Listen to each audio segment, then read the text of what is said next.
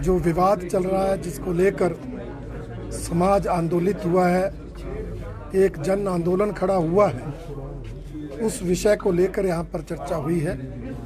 मैंने अपनी तरफ से ये कहा है कि जिस भवन को लेकर विवाद खड़ा हुआ, जब वो सरकारी ज़मीन पर बना है और अवैध रूप से बना है, तो उस भवन को सरकार तुरंत सील करे, अपने नियंत्रण में ले, वहाँ और कोई गतिविधि ना हो, इसको सरकार सुनिश्चित करे।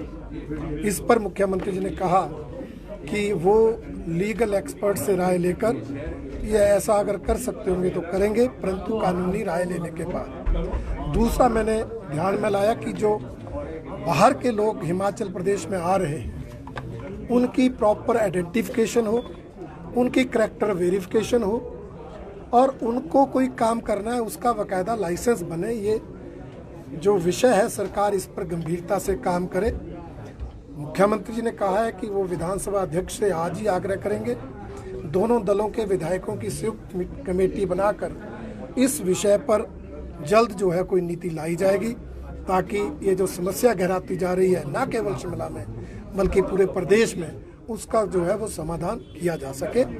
और इसके अलावा जो पुरानी बातें, जैसे कल 2 मंत्रियों ने कहा, मैंने तो शुरू में ही मुख्यमंत्री जी को कहा, एक तरफ आप सर्वदलीय बैठक करते हैं, दूसरी तरफ आपकी सरकार के 2 मंत्री ऐसे बयानबाजी करते हैं। मुख्यमंत्री ने कहा कि वो बीत गई बात, अब उसको भूलना होगा, परंतु मैं कहना ये चाहता हूँ कि वैसे तो मंदिर और मस्जिद के लिए कोई सरकारी पैसा दिया नहीं जा सकता, परंतु अगर मंदिर के नज़दीक, मस्जिद के नज़दीक किसी सराय के लिए पैसा दिया भी गया तो उसमें कोई गलत नहीं होता।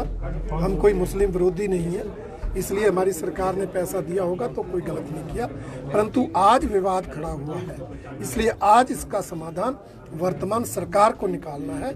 आज इस पर कार्रवाई वर्तमान सरकार को करनी है, जिसकी जिम्मेवारी आज मुख्यमंत्री महोदय की है और उन्होंने उसका हल निकालने की बात की। मुस्लिम कम्युनिटी वक्फ बोर्ड खुद आगे कह रहा है कि अगर सौहार्द के लिए मस्जिद का अवैध निर्माण तोड़ना पड़े तो भी तैयार है।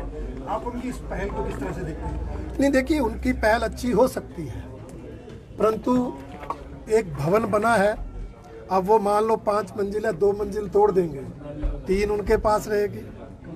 अगर वो सरकारी जमीन पर बनी है तो 3 भी क्यों रहे? अब वो सरकारी जमीन पर भवन इलीगल है, अवैध है, तो 1 मंजिल भी क्यों रहे? इसलिए वो फैसला जब आएगा, परंतु तब तक सरकारी जमीन पर अवैध रूप से बना वो भवन सील हो, ये हमारी मांग है और ये हमने सरकार के ध्यान में लाई। उनका ये भी कहना था कि कोरोना के टाइम पे इस मस्जिद का निर्माण हुआ था तो भाजपा के मेयर थे और भाजपा की सरकार थी, ये भी उनका। देखिए, ये विषय आज है ही नहीं, कब निर्माण हुआ कब नहीं हुआ। कोई कहता है 2010 से हुआ, कोई कहता है 2017 से हुआ, कोई कहता है कोरोना काल में हुआ। ये आज विवाद नहीं है। आज विवाद ये खड़ा हो गया है कि एक तो सरकारी जमीन पर अवैध भवन बना जिसको मस्जिद का रूप दिया गया, दूसरा वहाँ पर इलीगली लोग आए और वो वहाँ रहकर जो है ऐसी गतिविधियाँ कर रहे हैं जिनका स्थानीय लोगों को जो है वो प्रॉब्लम है, समस्या है। यहाँ से विवाद खड़ा हुआ, इसका समाधान निकालना है। सर, ट्रिगर हो गया माहौल, थोड़ा हिमाचल प्रदेश का पूरा आंदोलन की वजह से ज़्यादा तनावपूर्ण हो गया। क्या आप निश्चित रूप से हमने ऑल पार्टी मीटिंग के बाद आज की इसको थोड़ा कूल डाउन। देखिए, मैंने पहले कहा ये आंदोलन भारतीय जनता पार्टी का नहीं, ये आंदोलन जन आंदोलन है, समाज के सभी वर्ग उसमें है, सभी राजनीतिक दलों के लोग उसमें हैं। ऐसा नहीं, इसीलिए मुख्यमंत्री ने सभी राजनीतिक दलों को बुलाया, उसमें जिसको जिसकी भावना जैसी है वैसे वो आए हैं। कांग्रेस के काउंसलर्स ने वो धरना शुरू किया था, ऐसा नहीं है, सभी पार्टियों के राजनीतिक। इसलिए हमने कहा है आंदोलन करना सबका अधिकार है, वो आंदोलन करें, परंतु शांति प्रिय ढंग से करें, सौहार्दपूर्ण ढंग से करें, भाईचारा बनाकर रखें। ऐसा काम ना करें कि हिमाचल की शांति भंग हो, यहाँ पर टूरिस्ट आने से घबराए, यहाँ पर किसी और व्यवसाय को करने में दिक्कत।